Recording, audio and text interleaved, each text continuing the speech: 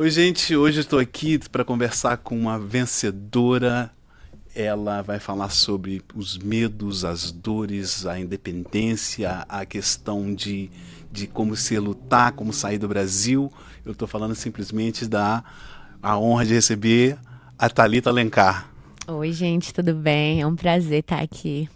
Vamos falar sobre várias coisas interessantes, né? Exatamente. Thalita, vamos começar com essa questão de o que te deu assim, quando você, quando começou esse jiu-jitsu? Quando começou a luta na sua vida? Então, eu vim de uma família que eu fui criada com meninos, né? Os meus dois irmãos, o mais velho e o mais novo, eram homens, são homens, né? E eu sempre fui a tomboy, né? Tipo assim, a que brincava de Barbie, mas que quando eles estavam jogando futebol, estavam subindo nas árvores para pegar fruta, eu tava com eles correndo na rua, jogando peteca.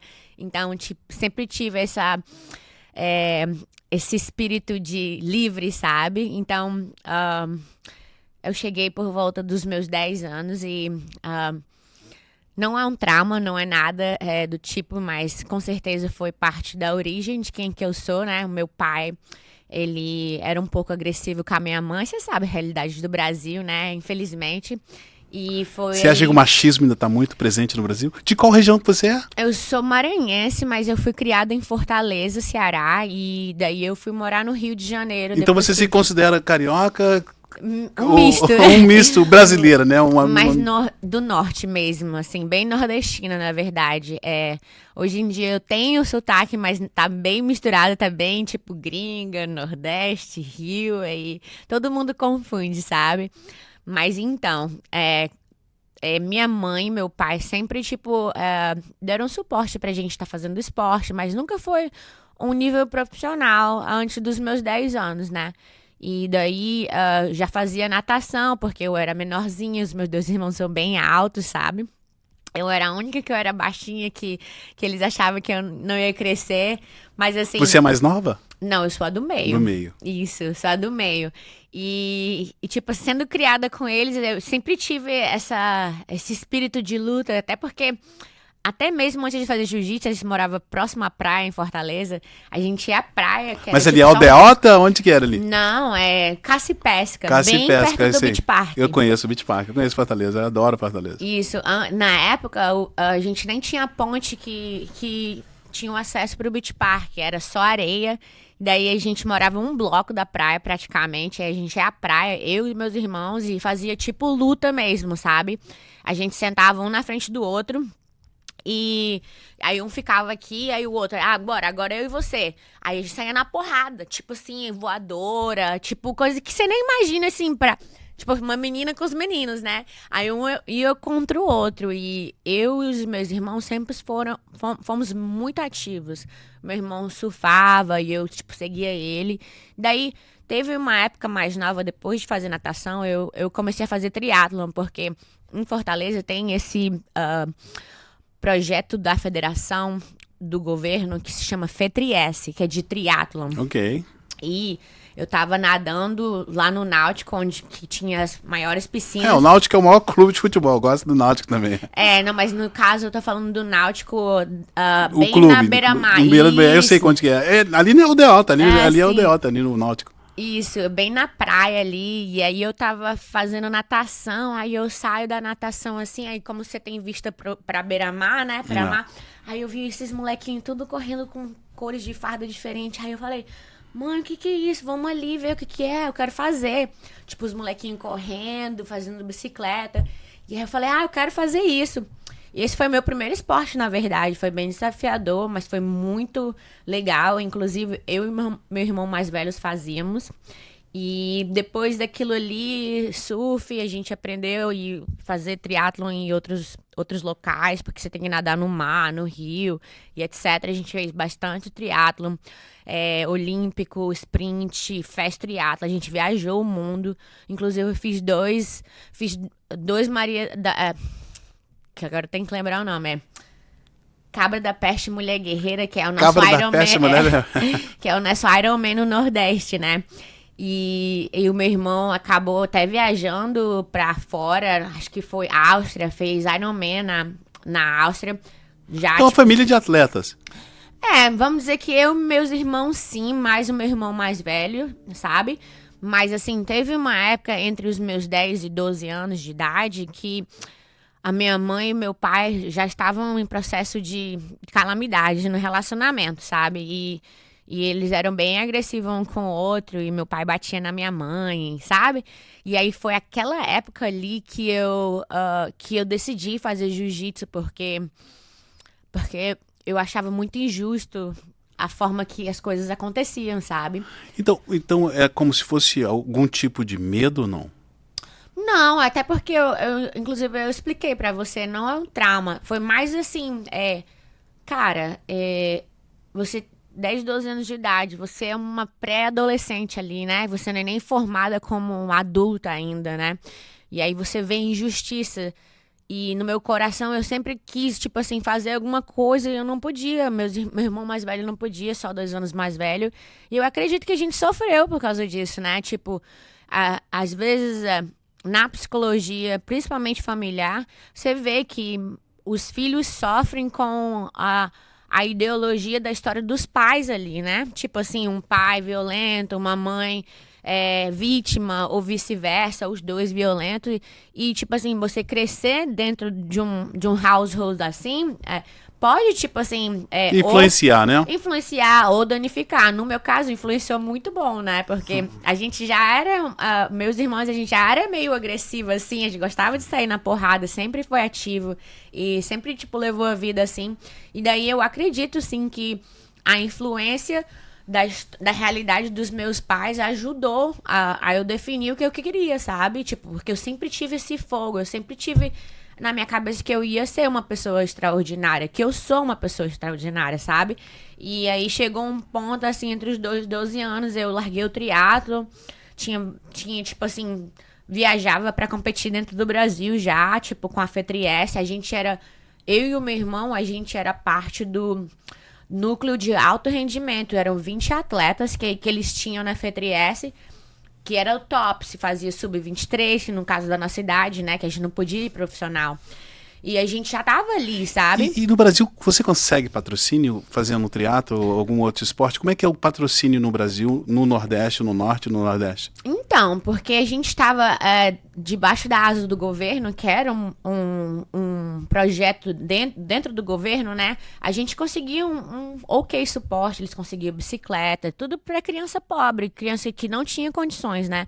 E no caso, assim, acredito que meus pais ajudaram bastante, minha mãe principalmente, porque meu pai já não estava mais com a minha mãe depois daquela idade, e a federação ajudou muita gente, ela abriu as portas, inclusive muitos dos triatletas hoje lá do Nordeste que estão se destacando nos profissionais são cearenses. São produtos desse Ixi, programa do tô me governo. toda. Porque tem vários, eu posso citar uns 3, mas o que vem na minha cabeça agora é o Matias. Molequinho que tava na época que a gente tava e hoje em dia tá se destacando, patrocinado pela ASICS, tudo da mesma época, sabe? Então, desde então, quando eu deixei de fazer o triatlon, foi quando eu tinha esse fogo em mim e pensava assim, cara, como que eu posso fazer pra ajudar minha mãe, meus irmãos, assim, eles não merecem estar, tipo, dentro dessa história de injustiça e todos eles sofriam, inclusive a mim, sabe? E aí um dia eu cheguei em casa, minha mãe e meu pai estavam saindo na mão, e eu, tipo, não sabia o que fazer, falava pro meu pai parar, e, tipo, ele batia na gente e tal. Aí eu falei assim, quer saber de uma coisa? Se o meu irmão mais velho não vai fazer isso, eu vou chamar a polícia aqui, e, tipo, e seja o que Deus quiser. E aí eu criei coragem. Aí, desde aquele dia eu falei assim, eu nunca mais, sendo já com 12 anos de idade, eu nunca mais vou deixar algo acontecer que eu não possa impedir, sabe? E foi a razão que eu comecei o jiu-jitsu. E como você encontra essa disciplina para comida, treino? Porque não é fácil a disciplina, não é muito duro isso. Como é que você encontra essa força? Nossa, Nossa, nem fala, cara. Às vezes as pessoas veem a gente na TV, né? Gente grande, num ângulo de câmera, vê que a gente tem uma vida aqui nos Estados Unidos, acha. mas não sabe o sacrifício. Pois é, como é que é isso? Como é que Cara, foi um sacrifício de vida toda, na verdade, desde o triatlon até então decidir uma terceira carreira dentro do esporte, que é o UFC, né? Cara, é sinistro, tipo, eu nem sei te explicar o tanto de sacrifício que a gente faz diariamente, principalmente fisicamente, sabe? É, a gente tem sim uma dieta, tem 4 fases de dieta, que é dentro e fora de luta, né? E você se sente fácil para diminuir o peso ou aumentar o peso de quanto a categoria? Então, entrar em dieta não é difícil. Manter a dieta é um pouco difícil. Você tá sempre ali à mercê de comer um doce, de comer o que você tem mais facilidade de quebrar a dieta, mas não constantemente, sabe? Tipo, tomar um refrigerante, uma coisa assim, que é uma coisa que eu também não gosto, mas um guaraná, né? Tipo, de vez em quando não tem como, né? Mas eu vou te falar, é muito gratificante, na verdade, porque você consegue ter essa disciplina, a gente é realmente esforçado, a gente vive em pró pro exercício, pra estar 100% investido fisicamente e mentalmente ali, tem todo um trabalho atrás, não só de dieta, como de mental coach, como um trabalho psicológico, porque luta... Essa pressão psicológica deve ser gigantesca para você, não? Na verdade, é a segunda maior luta que a gente tem fora a luta, né? Tipo assim, você pode ver que é legal de ver, assim, você entrando, mas você não sabe os sentimentos, assim. E, por exemplo, eu posso citar até o meu último camping agora, na minha última luta contra a Júlia, essa menina aí que tá aparecendo. O meu grupo todo, assim, na semana da luta, e no dia da luta, o meu grupo todo mundo assim, nervoso, aí você consegue captar o nervosismo dos outros. E como é que você consegue separar isso? Como é que... Pra não te atingir? Cara, é porque dentro de luta, você tem que ter visão de túnel, sabe? Sabe quando você entra num túnel? Via lá a luzinha no final do túnel? Não, sabe quando você entra num túnel? Sim. E que, tipo, o túnel é tão longo que você não consegue ver o final? Entendi. Você não consegue focar em nada mais do que dirigir reto? Esse é o pensamento. Só tá focado no momento ali, o momento aqui e agora. Nada mais importa. É só a luta. Só o que vai acontecer na luta, não o que os outros estão falando. Então, tipo assim... Então você, algum comentário negativo na internet, algum comentário, você tenta, o foco é... Não, na semana da luta, o foco totalmente é pra mim. Eu tá conectada com Deus, primeiramente, sabe? Que é o meu maior propósito na minha vida, de estar com Deus, de trazer a imagem semelhante de Deus a mim e passar pros outros, né? Tipo assim, trazer o nome dele em todo lugar que eu for. Trazer o brilho e a luz que ele dá pra gente todos os dias, sabe? E daí a segunda coisa é estar focado na luta. Não tem nada que tire meu foco na semana da luta. Aí eu bloqueio tudo, possivelmente. Assim, o meu esposo fica na rede social, eu não fico. Eu entro na rede social, eu tenho 1 hora pra estar ali na social media e fazer o mínimo possível, fazer um post, postar um story. Inclusive, na semana da luta, eu peço para as pessoas ficarem na minha rede social, meu esposo, fazendo as coisas, sabe? Tirando foto. A gente leva um time gigante para que cada pessoa tenha a sua função. E aquela semana eles me servem para eu poder servir eles, sabe? Gente, para quem está chegando agora assistindo o vídeo, a gente está com a honra de receber uma mulher incrível, representando todas as mulheres brasileiras num cenário mundial. Ela é lutadora do MMA e está no maior palco, que é o UFC, contratada. Então, se você quiser seguir ela no Instagram, no Facebook, é @ThalitaAlencarBGG. BJJ, yes. Então, Thalita, que honra estar aqui com você. Me fala um pouco de como que você vê, como que foi a transição de sair do Brasil para vir para os Estados Unidos? Como é que foi essa... Então, a minha transição... Antes do UFC, me fala um pouco de você antes do UFC, antes de... Então, a minha transição começou com o Rio, né? Na verdade, eu fui competir em um campeonato brasileiro, porque eu tava competindo mais campeonato no Norte e Nordeste ali na minha área. E aí eu decidi me testar. Não tinha nem ninguém da minha equipe que ia que ia subir pro brasileiro. E é engraçada essa história, eu vou te contar. E nessa época eu já surfava, eu já era, tipo, multiatleta ali, né? Então, eu tinha muitos amigos, conhecia muita gente do triatlo, do surf, entendeu? Do jiu-jitsu. E daí eu falei, cara, como é que eu vou pro Rio quebrada? Só tenho uma grana aqui, talvez pra, tipo, pegar só um hotel. Vou ficar com fome, porque eu não vou ter grana, sabe? E eu não queria, tipo, estar pedindo tudo pra minha mãe. E ela já tinha ajudado com o mínimo, que era passagem, sabe? Daí eu lembrei que tinha um amigo de um amigo meu, Charlie Brown, que é surfista internacional, com o Messias. Eu cheguei pra eles e falei assim: Ei, eu sei que vocês têm um amigo lá do Rio. Será que você consegue pedir pra eu ficar na casa dele enquanto eu for competir os 4 dias do brasileiro? Só uma semaninha e tal. Tipo assim, ou talvez só 4 dias se der certo. Ele, tá bom, vou te passar o Facebook dele. Nessa época era Facebook e Orkut. Yeah.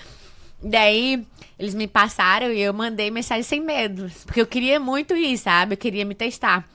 Daí eu mandei, ele me respondeu, ele, pode ficar na minha casa. Aí me mandou o endereço. Lá sabia onde era. Era no Recreio dos Bandeirantes. Depois da Barra. Isso, depois da Barra, lá no finalzinho. E o meu amigo, por incrível que pareça, esse moleque era mó playboy. Eu chamo ele de playboy, ele vai ouvir isso, ele vai falar que eu sou muito gaiata, mas ele era mó playboy. Eu cheguei num condomínio de casa sinistro, eu falei, caraca. E a mãe dele tinha loja de multimarcas. E aí eu cheguei de madrugada, ele não acreditou que eu tinha chegado lá. Eu tava com as malas lá na frente da casa dele, tinha que entrar no condomínio. Daí, fiquei lá semana, eu falei, Miguel, você não me leva no campeonato? Ele, não, Meliante, começou a me chamar de Meliante. Não, Meliante, você dá um jeito. Aí eu falei, não, cara, me leva, eu vou competir e tal. Aí ele acabou de me levando lá no Grajaú, ainda lembro. Fui competir no Grajaú, sozinha, sem coach. Entrei lá. Fiz 4 lutas, cheguei na final, perdi por vantagem para uma menina e fiquei em segundo lugar, sozinha, sem coach. E como que é essa sensação de perder? O que você aprende com a derrota? Primeiramente o sentimento é de derrota, né? De sentir que você não conseguiu Mas você fazer tira o suficiente. algum aprendizado? Claro, mas como eu falei, o primeiro sentimento é de derrota, né? O segundo sentimento, quando você idealiza o que aconteceu e que você consegue, tipo, sentar e pensar o que aconteceu, você fala assim, não, cara, não tem o que fazer, é só aprendizado, sabe? Parece um pivô, né? Uma coisa que todo mundo fala, é só aprendizado. Se você não souber envolver em cada vez que você luta, é porque você tá cometendo erro. Mas hoje em dia eu posso te falar que o grande erro é não tá totalmente preparado. Não só fisicamente, mas mentalmente. E eu te falo pelas minhas lutas no UFC, como eu tava totalmente focada em todos os aspectos. E você tem como errar no jiu-jitsu, sabe? Porque você luta... Você faz uma estratégia, então para cada luta tem uma estratégia, não é isso? Claro, então, claro. Você fica estudando o oponente e aí sua estratégia vai conforme você vem treinando todas as semanas eu não sei se você é forte no lower body ou no upper body, qual a estratégia que você vai usar, porque pode acontecer 1 milhão de coisas numa luta. Isso, exatamente. No UFC é mais... E a pressão da entrada, como é que você, naqueles momentos que está na entrada assim do octógono, como é que você lida com a ansiedade?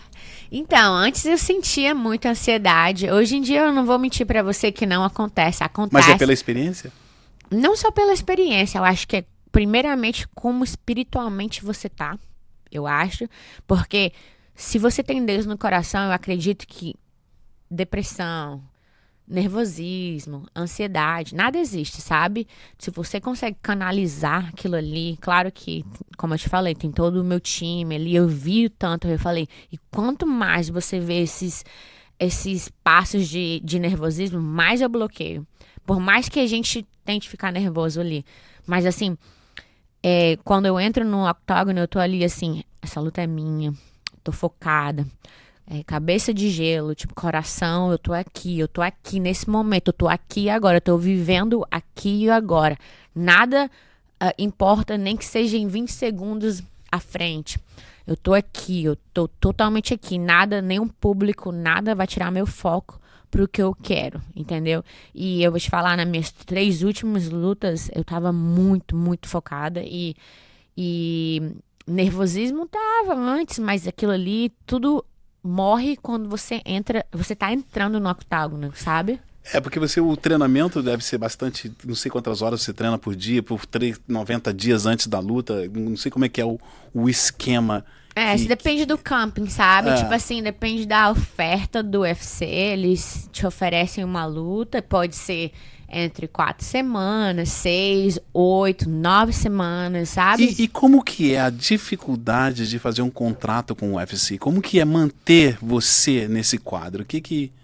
Assim, então, todo atleta tem um time, né? Tem muitos atletas que eu conheço que eles não têm manager. Eu tenho um gerente, sabe? Eu tenho todo um time, eu tenho um gerente, eu tenho um agente que trabalha comigo, eu tenho mentores, eu tenho esporte terapista, sabe? Todos eles estão trabalhando junto. Tenho todos os meus coaches de boxe, de wrestling e o meu head coach de MMA, que eles estão todos trabalhando junto, que esse é a minha maior prioridade entre o time que eu tenho de pessoas, mais investidor, tá? Que também tem que ter.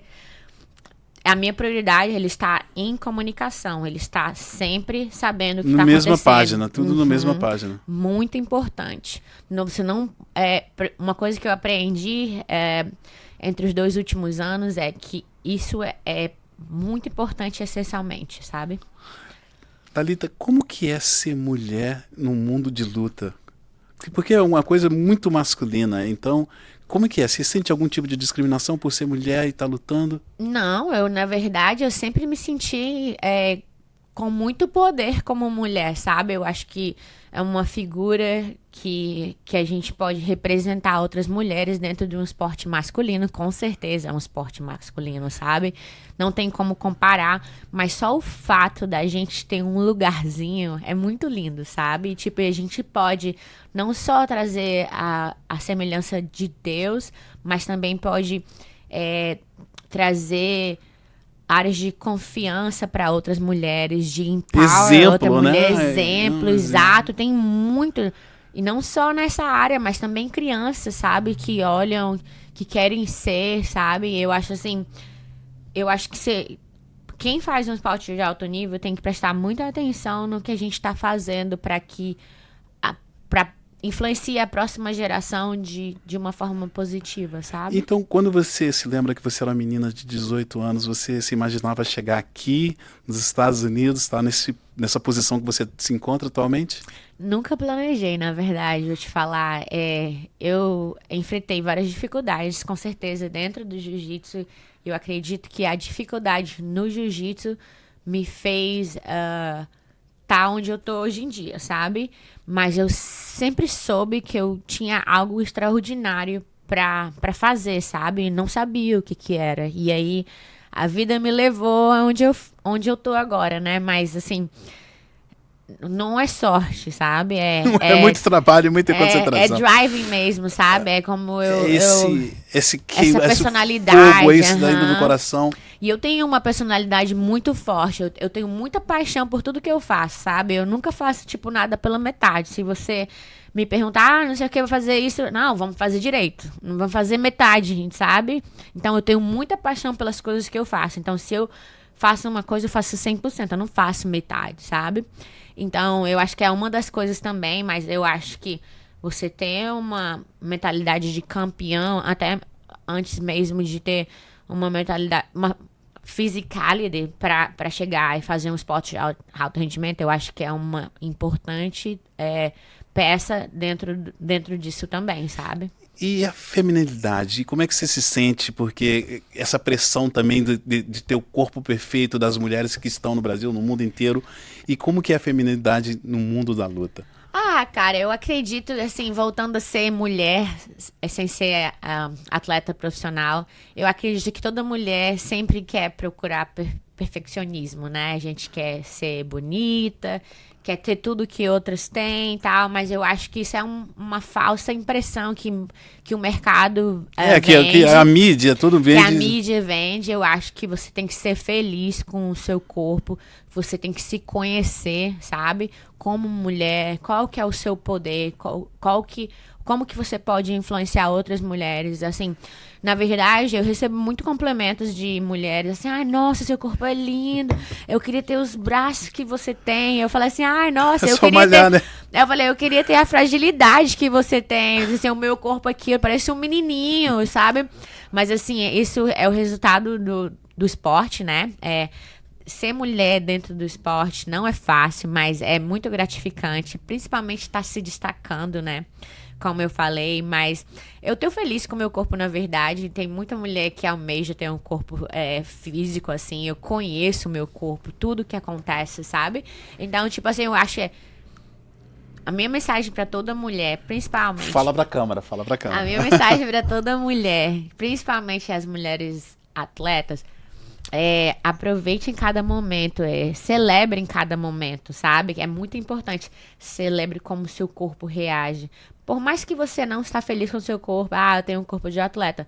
Muitas outras mulheres queriam ter o seu corpo. Então, eu acho, celebre isso, em vez de querer, né? agradeça isso, em vez de querer o que outras pessoas têm. Eu não tenho a mínima vontade de, sei lá, colocar silicone ou de fazer uma mudança aqui ou ali. Pra mim não faz diferença nenhuma, eu tô feliz. E o bonito da mulher brasileira é que a gente é uma beleza natural, né? Tipo, a gente não tá procurando esse mercado, sabe? Porque a gente é conhecido como ser muito atleta, de ir pra academia, de se cuidar, de ter um lifestyle, uma vida assim, sabe? Então, tipo assim, vamos continuar passando isso, sabe? Não se impressione com a TV, com tudo que eles vendem, o mercado. Porque, tipo, o que você leva pra vida disso? Nada, Exato. É temporário, é uma coisa temporária, eu acredito, sabe? Eu vou ficar bonita pros outros ou pra mim? Sabe? Isso é importante também de saber. E o que você está fazendo sobre como é que você está montando a sua carreira internacional? Então, a gente todo atleta tem que ter um plano de carreira, né? Eu tenho um plano. Porque atleta, eu creio que uma coisa assim, temporal, atleta de alta performance igual você, é muito difícil manter esse padrão por vários e vários anos. Com certeza, e principalmente vindo de vários esportes, né? Eu concordo com você. Eu acho que todo atleta de alto rendimento que está no topo, ele tem um tempo, sabe? Que esse tempo tem que ser aproveitado intensamente até ter um plano de carreira para poder se aposentar, né? Que principalmente em alto rendimento envolve lesões e entre outras coisas, sabe? E principalmente dentro desse esporte, né? Que é um esporte que você mais se lesiona, na verdade. Eu estava lendo sobre esporte de perigoso, de lesão, e parece que aqui nos Estados Unidos o que mais lesiona é aquelas meninas que ficam na escola pulando daquele jeito. Cheerleader. Essa é onde tem mais lesão no esporte feminino. Porque muito mais de alto rendimento. E ninguém pensa que aquelas meninas que estão fazendo aquelas ginásticas na frente da escola...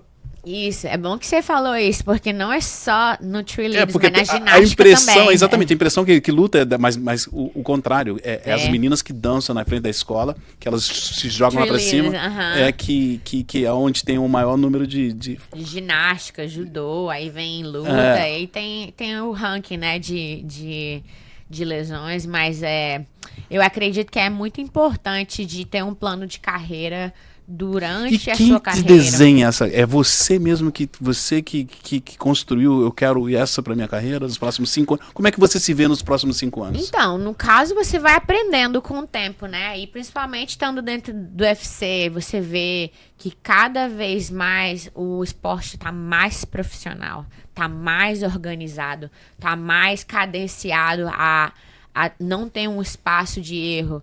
E quando você faz um esporte assim, você olha muitos outros exemplos de gente que tá, tipo, no ranking mais profissional, você acaba aprendendo. Aí, tendo mentores, por exemplo, o meu mentor, o cara, ele é sinistro, o nome dele é Ian Bastro, ele é australiano, e ele acompanhou a esposa dele, ela é profissional, tennis player profissional, e ele viajou 50 países com ela, tipo, fez tênis contra a Serena Williams, entendeu? Então, tipo assim, alto rendimento. E eles cometeram muitos erros, claro, né? Mas não é o erro que faz você aprender? Também, mas tem erro que pode, tipo, ser fatal mentalmente, sabe? Você perde 5 vezes, igual muitos atletas que você vê, e eles, não quero mais perder, vou me aposentar. Mas tem que ter um plano de aposentadoria também, sabe? Você não pode deixar esse mental. Então, eu acho que envolve a parte psicológica bastante, mas você tem que executar um plano, entendeu? E esse plano, não que ele tem que ser seguido A, B e C, mas ele tem que ser seguido de alguma forma, entendeu? Para que você tenha um plano de carreira, eu acredito. E envolve muito mentorship, estudar, envolve muito ter as pessoas corretas. Né? Uma disciplina também. Isso tá... Ter as pessoas corretas, entendeu? Eu sempre procuro aprender, tá lendo sobre psicologia, que é uma coisa que eu sou bem fascinada, sabe? Desde 2017. E de me entender para eu poder, tipo, trabalhar com certas pessoas que podem ser mais difíceis ou mais fáceis de trabalhar. E, assim, como atleta, eu sempre tentei tirar o máximo dos outros para eu poder trazer pra minha vida, sabe? E você aprende a ter um plano de carreira. Eu aprendi muito com o meu último coach também, Renato Silva. E eu aprendi que a gente tem que ser altamente profissional, sabe?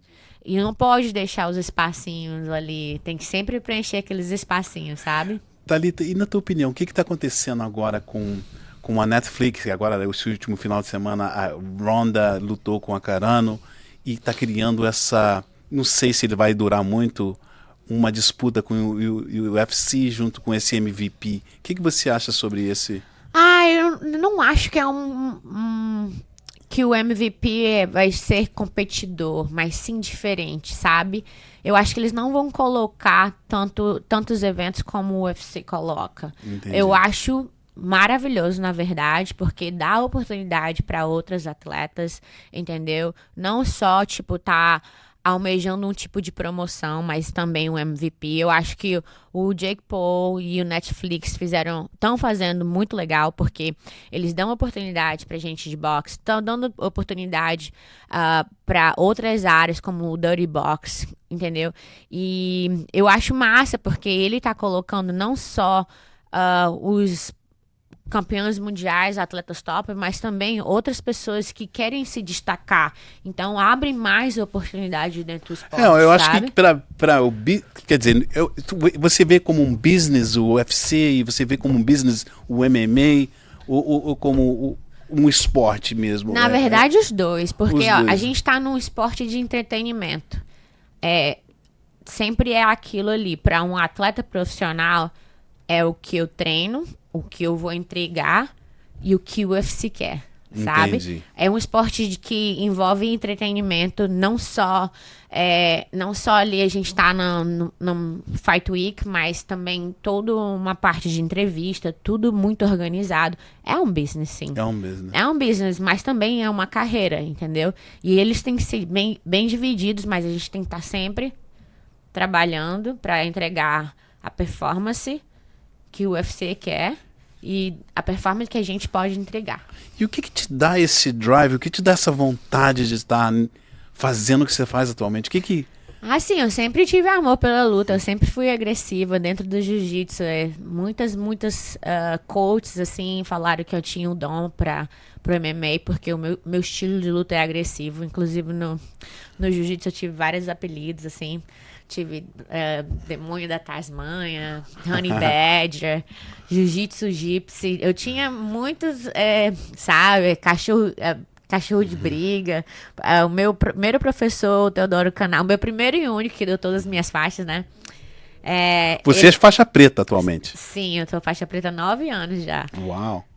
E o meu primeiro professor, quando era faixa azul, ele chamava que era pitbullzinho, que era a única menina que treinava com um monte de homem e, tipo, saía na porrada, não tava nem aí, entendeu? E que ele falou que se chegar alguém, ele ia botar o pitbull dele pra pegar todo mundo. E você pretende montar uma academia, alguma coisa, algum coaching, business? Sim, eu tenho interesse, sabe? Mas eu não montaria uma academia sozinha. Eu gostaria de ter alguns sponsors, não só como o business partners também, sabe? Que eu acredito, mas eu queria montar uma academia meio diferenciada das outras hoje em dia. E eu vejo muita coisa boa, muita coisa ruim dentro do esporte do jiu-jitsu, principalmente vários tópicos bem negativos, assim, dentre o jiu-jitsu, sabe? Eu queria fazer, sim, uma academia, mas no momento certo. Não é ainda o momento de montar uma academia, porque eu não quero ter um foco dividido entre a minha carreira e entre business. Eu quero continuar lutando, focando na minha carreira junto com o meu grupo, né? Para o ideal, para ter o plano de... ia falar retirement. O plano de aposentadoria, para que a gente possa fazer o plano de aposentadoria com o business ali. E como que você vê um plano de aposentadoria para as mulheres? Porque o que eu vejo em você é um exemplo. Você imagina, obrigada. Você saiu do norte, do nordeste do Brasil, chegou à posição que você tá no melhor palco da sua profissão atual, que é o UFC. E como que você vai falar para a câmera, para as outras meninas, o que você sente?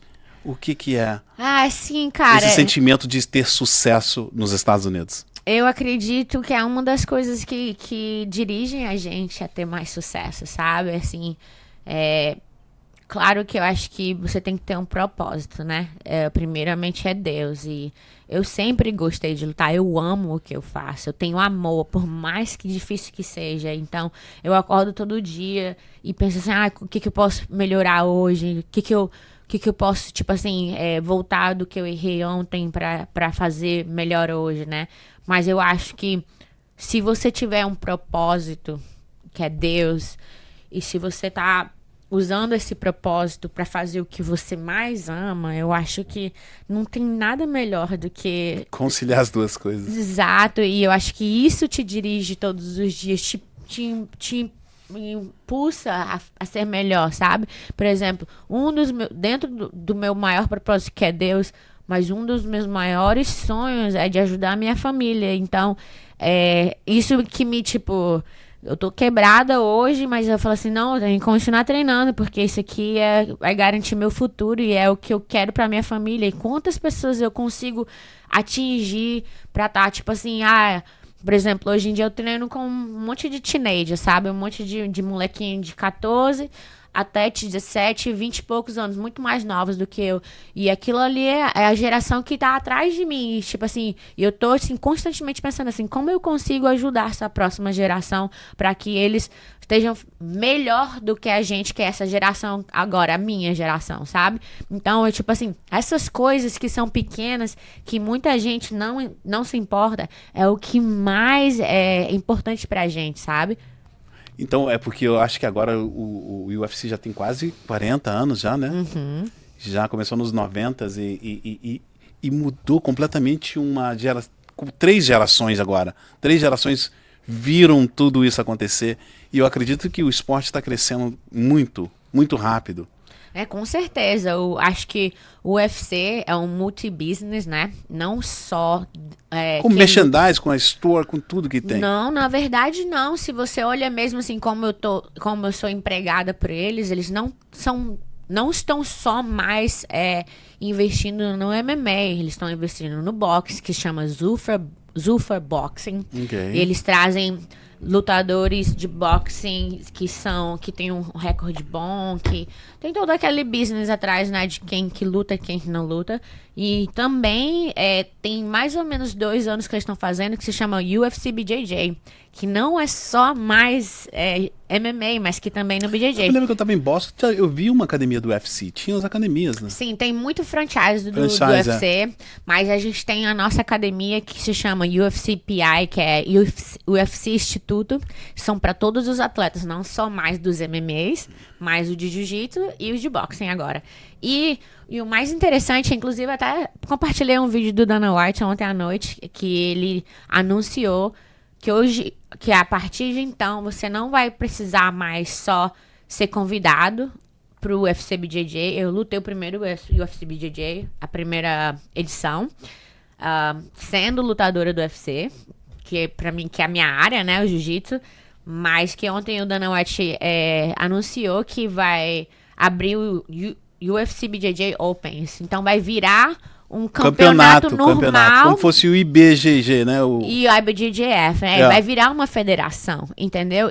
Mas isso vai entrar em conflito com a outra federação ou não? Eu acredito que não. Eu acho que tem sim partes contratuais para quem é campeão do UFC BJJ, mas eu acredito que não vai ter nenhuma competição, porque se a parte financeira for diferente da IBJJF, eles vão quebrar a IBJJF, na verdade. Entendi. Se você pensar, por exemplo, se o UFC começar a pagar pódio, primeiro, segundo e terceiro. E melhor luta, melhor todo o nocaute. UFC BJJ Open. Imagina, você acha que eles vão lutar o UFC BJJ Open, que pode ranquear e ser campeão mundial do UFC BJJ Open, que tá ganhando dinheiro pra isso, e em vez de lutar a IBJJF, que agora é uma federação renomada, maior respeito. Eu sou campeã da IBJJF 7 vezes, de kimono e sem kimono, mas que a IBJJF tem poucos campeonatos que eles pagam os atletas, entendeu? Por exemplo, os grandes benefícios da IBJJF são: quando você é campeão mundial, você não paga mais inscrição, mas a vida toda paga inscrição e você gasta uma bolufa de dinheiro para ir para um campeonato, por exemplo, em Austin, em Orlando, você paga a inscrição.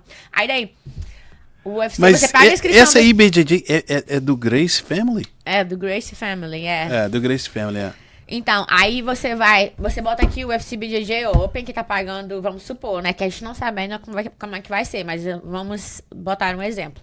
Paga pódio, primeiro, segundo e 3 terceiro. 3 mil pro primeiro, 2 mil pro segundo e 1.000 É uma merreca, mas é bom, mas né? é bom, lógico. Aí paga o aluguel, né? Ajuda. Aí daí você tem a IBJJF na mesma semana que você tem que pagar hotel, passagem, pra ganhar medalha. Mas aqui você ganha consideração.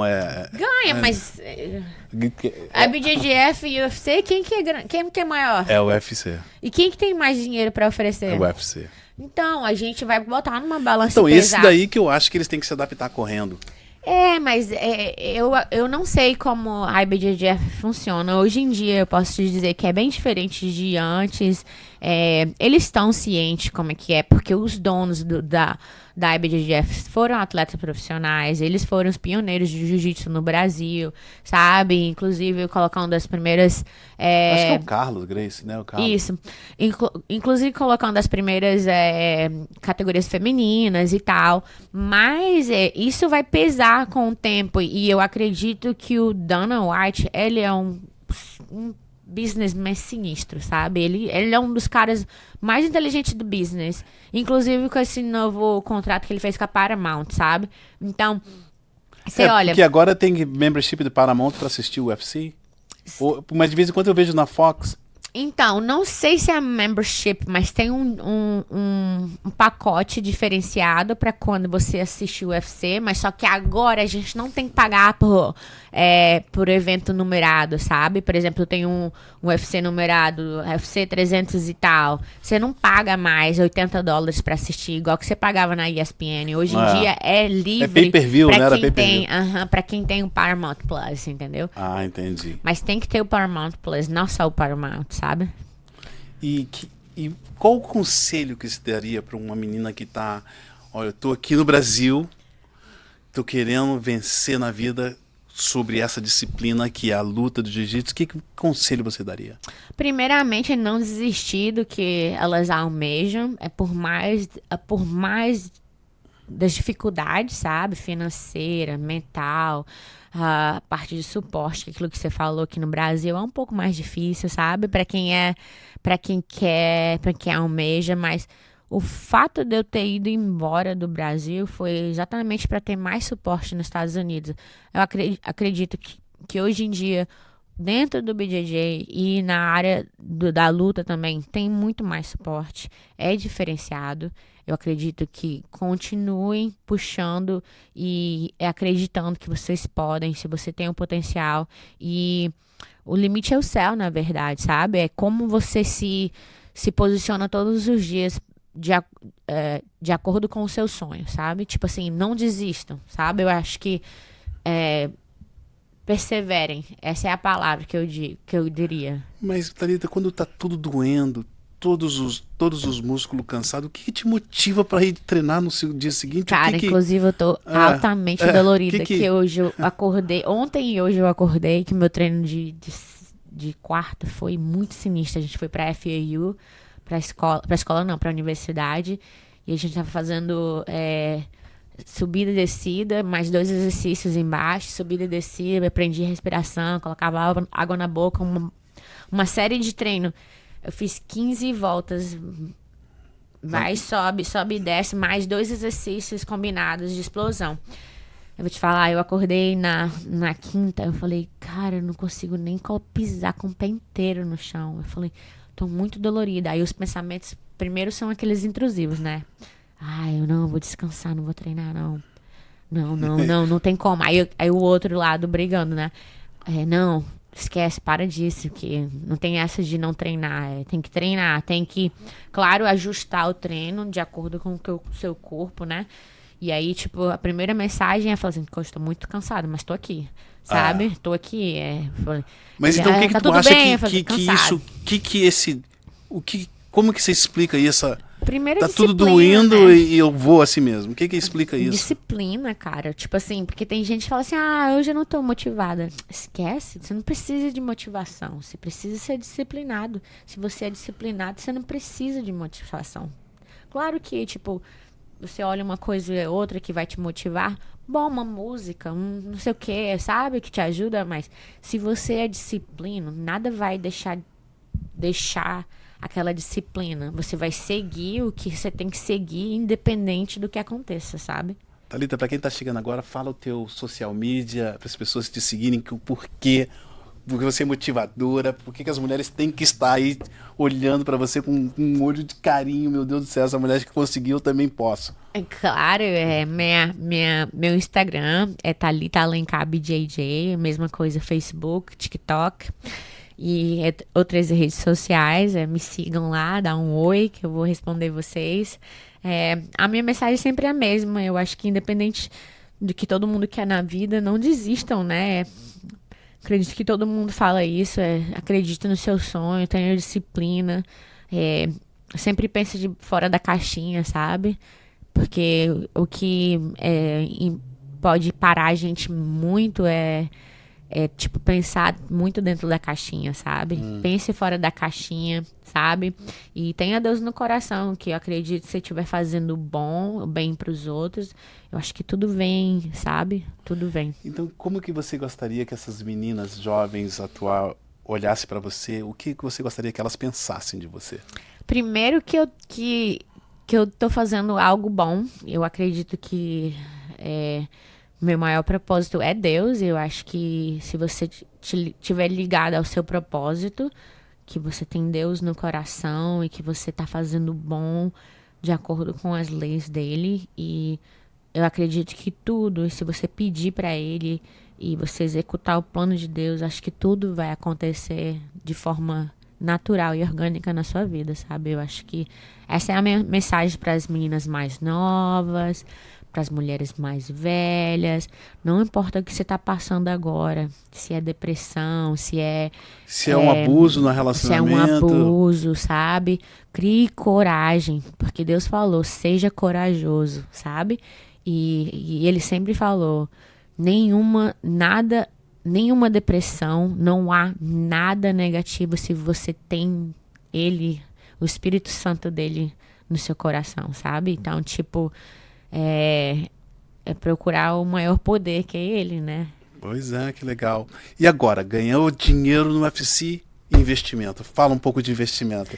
Então, a gente teve essa conversa lá no restaurante, e aí você... A primeira coisa que eu vi, eu falei, ó, esse cara é vendedor. É que ele não conhece nada daqui, porque eu também sou vendedora, sabe? A gente não tá só vendendo a nossa imagem, né? A gente tem muitos estudos atrás disso, tem... o meu degree, né? Tipo, eu continuo Você falou estudando. que você era advogada? Isso, eu me formei em advocacia, mas nunca quis exercitar, né?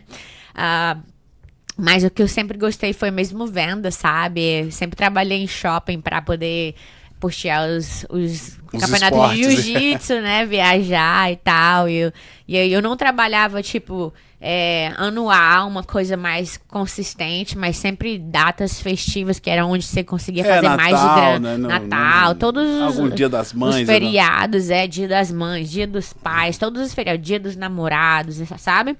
Que era onde que vendia mais. E é uma coisa que eu sempre gostei de lidar com pessoas, sabe? E eu tive muito treinamento da ASICS, Oakley, todos o que você imagina aí de ótica, de visão, eu sei tudo, porque foi o que eu estudei também na área de venda, de sondagem de venda, sabe? Daí quando eu vim para os Estados Unidos, eu estudei um ano de Dale Carnegie, acompanhei... Dale Carnegie, excelente. Acompanhei muitos seminários de leadership, de vendas, com Anthony Robbins, o Tony Robbins. Coach, Ele é muito sinistro também. Então você recomenda para as outras mulheres, dar uma olhada nesses... Muito, claro. Eu acho que tudo tem que ir baseado no que você acredita, sabe? Se você tem... se você acredita que tem o maior poder e essas pessoas acreditam a mesma coisa no pilar da vida, que o pilar da vida é Deus, né? E todo o resto vai ser tipo assim, o que você tá procurando, né? Enfim, mas falando de investimento, eu estudei um pouquinho e continuo estudando, porque eu tenho a mente em investimentos, mas...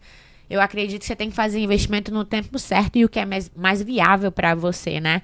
Mas você tem muito mais experiência do que eu em relação a mortgage, real estate, porque você que é o cara que eles procuram para, né? Isso, mas por que eu te chamei? Porque as pessoas só trabalham e eu vejo que as pessoas não têm tempo para nada e não... Essa é a desculpa, exatamente, né? Essa é a desculpa. E eu pergunto pra você, com todo treino, com essa disciplina toda, você tem tempo pra se divertir? Tenho. Isso é muito importante, sabe? De ter o self-care, sabe? De dizer, não, hoje é o dia que eu tenho que descansar. Hoje é o dia que eu não vou estar pensando em nada relativo a isso. Hoje eu vou, tipo, fazer crochê. Hoje eu vou na praia, vou relaxar, eu não quero falar de luta. Aí eu tento desviar, eu procuro, aí, tipo, quando eu não tô fazendo nada do tipo, eu tô lendo a Bíblia, ou eu tô... hoje eu vou servir na igreja, sabe? Que é uma coisa que também eu gosto bastante, de estar ali com as crianças e tal. Mas, assim, eu também trabalho com pessoas, né? Meu segundo trabalho é ser coach. Eu tenho aulas privadas com crianças e adultos, sabe? E eu gosto de ser parte da jornada deles. Então, eu não treino nenhuma criança ou nenhum adulto que não me desafie, sabe? Não é só um trabalho normal. Eu quero ter o corpo igual o seu. Se você só quer ter o corpo porque physicality e você não tiver nenhum tipo de coisa que me desafie, eu posso te introduzir em qualquer profissional, porque isso é um trabalho fácil, sabe? Não é difícil. Agora... Chega uma pessoa pra mim, eu tenho tireoide, eu tenho muito problema hormonal, tô perdendo e ganhando peso direto, mas só que, tá envolvido porque eu fico com depressão. Aí é uma coisa que me chama a atenção, sabe? Porque você tem que ter um estudo a mais em cima disso, sabe? É uma coisa que eu falei, cara, como é que eu consigo? Como é que uma doida consegue ajudar outra doida, sabe? Como é que você consegue impactar a vida de alguém, seja parte da vida deles, sabe? Como é que você consegue, o mínimo que você tá fazendo ali é ajudar alguém a ter uma rotina saudável, que mude a forma que pensa, a forma que você dorme e tal. E por mais que também dentro do esporte, na minha área profissional, eu tô tentando fazer o mesmo, sabe?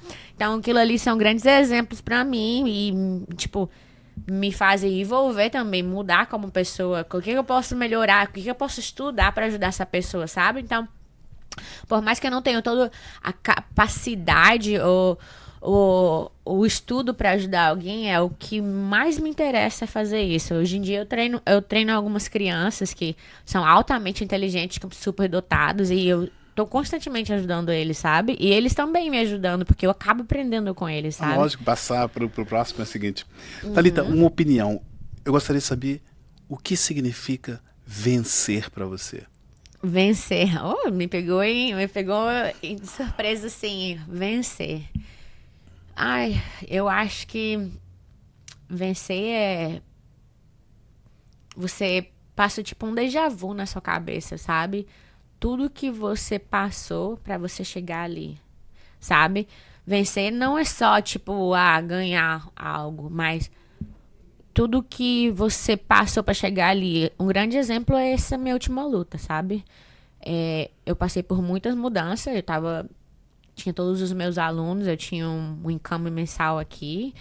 E eu cheguei a um ponto que eu não estava feliz aonde eu estava mentalmente, tipo, derrotada, porque as circunstâncias do que estava acontecendo, que eu não quero falar assim especificamente, sabe? Tava me fazendo questionar a minha personalidade, a minha essência, a forma que eu me sentia, quão feliz eu tava fazendo o que eu amo. E aí eu falei assim, cara, eu tenho que me posicionar mais forte, porque o meu posicionamento de agora não tá, tipo, sendo suficiente. E aí, quando eu criei a coragem para me posicionar, eu tava ciente da consequência do posicionamento, sabe? Então eu me posicionei e aconteceu uma das opções que eu achava que ia acontecer, porque eu tava preparada mentalmente. Eu falei, e agora? O que eu faço? Não vou estar mais em certos lugares treinando, vou ter que ajustar meu campo inteiro. Faltava 1 mês e 2 semanas para minha luta. Aí eu falei, o que eu faço? Aí eu peguei e sentei, eu não vou me desesperar, não vou entrar em desespero. Vou sentar, quais são as opções que eu tenho? E agora eu tenho que estar em controle. Eu não vou estar mais deixando o controle na mão dos outros. Eu tenho que ser responsável. Aí eu falei, sentei assim, eu tenho a opção A de ficar aqui na Flórida, treinar com certas pessoas. Mas como é que eu sei que essa pode ser a opção certa? Aí eu falei, beleza, vou usar essa primeira semana para sentir essas decisões aqui baseado nas opções que eu tenho. Aí eu tava sentindo assim, ok, fiz um treino bom, teve uma periodização, teve toda uma ciência atrás do meu treino, fiz os sparrings. A minha segunda opção era sair daqui, mas o que significava era sacrificar todo o meu income mensal, inclusive sacrificar os meus clientes que possivelmente quando eu voltasse não ia treinar mais comigo. E aí eu sacrifiquei $5.000 por mês. Aí eu falei, nossa, que decisão difícil. Aí eu falei, mas qual que são os benefícios de sair daqui? Aí eu pensei, esse é o benefício, eu vou pra altitude, eu vou pra onde que é o chamado unknown, que é o que ninguém conhece, o que desconhecido. Ninguém conhece, o desconhecido. Esse aqui é um desconhecido. Eu vou pisar em território que eu não conheço e que eu vou ter que ajustar. Aí eu falei assim, se eu tiver um plano, eu só tenho que seguir esse plano. Nada mais importa pra mim.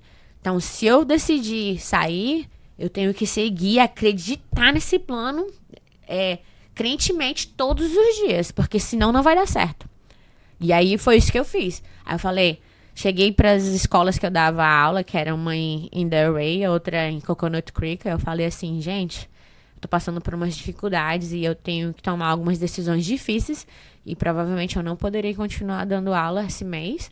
E eu posso voltar, quando eu voltar eu posso, mas muita coisa vai acontecer agora, eu vou me casar e tal, tem muita coisa para acontecer. É possível que 6 meses eu não more mais aqui, mas eu também é possível de eu voltar e eu ter que esperar para certas coisas acontecer.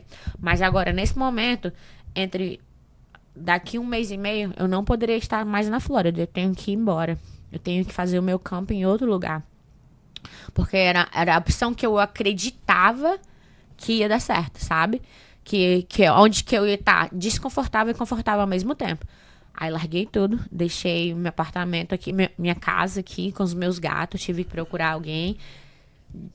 Abri de mão da minha parte financeira, gastei, sei lá, só Deus sabe quanto eu gastei lá com hotel e carro. Aluguei e fui lá treinar no desconhecido, todos os dias. E o resultado?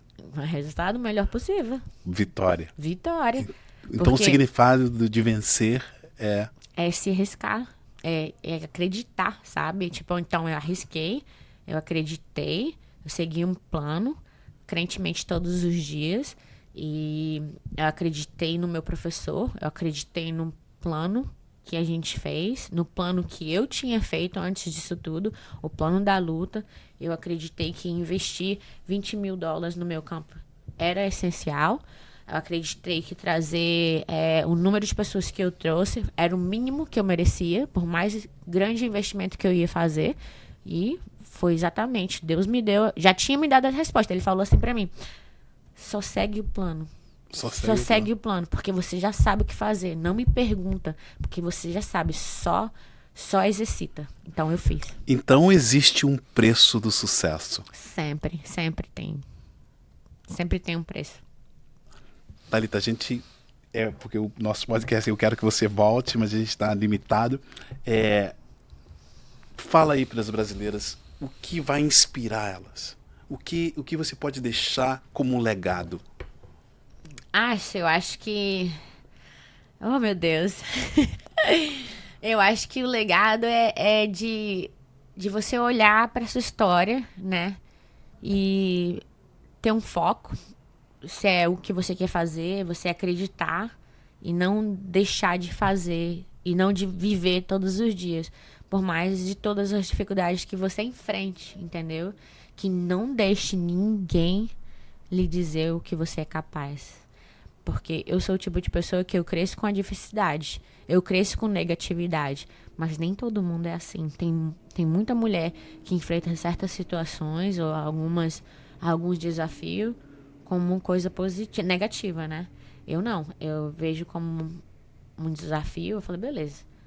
Não vou deixar ninguém duvidar o meu potencial, porque só eu conheço o meu potencial. Então, se você conhece o seu potencial e você veio para fazer algo grande, continue. Mas agora vai preencher em branco. Uma mulher forte é? Uma mulher forte é acreditar em você mesmo. Great. E qual a frase que você vai colocar na sua camiseta? Eu não sei, tem muita ideia de camiseta, na verdade, mas faith over fear. Então, eu não sei. Faith é fé. Fé. Sobre medo. Sobre medo, isso. Não é sobre medo? Será que é a tradução mais jazinha? Não, mas vamos. É porque, sabe quando a tradução, ela muda, Ela né? muda, mas o medo. A fé vence o medo. A fé vence o medo, Aí, isso. Ó, a fé vence o medo. É uma boa camiseta, hein? Uhum, então, antes da gente terminar, diz o teu social media para as pessoas te seguirem. Tá bom. Gente, a minha rede social é Thalita Alencar BJJ. Você me encontra no Instagram, é onde que eu sou mais ativa. Facebook, no TikTok, entre outras redes sociais. Mas também segue lá o meu canal no YouTube, que é Thalita Alencar BJJ. E para as brasileiras, os brasileiros, para todo mundo torcer por você, qual vai ser a próxima luta? Então, a gente eu e o meu time, a gente tá querendo lutar no International Fight Week, que é onde que é o Conor McGregor vai voltar a lutar, né? Ah, que legal. É uma coisa que a gente tá procurando, mas assim, vai depender do UFC e vai depender do matchmaking do UFC. Vamos rezar que a gente esteja ali, né? Atualmente você está ranqueada em 20.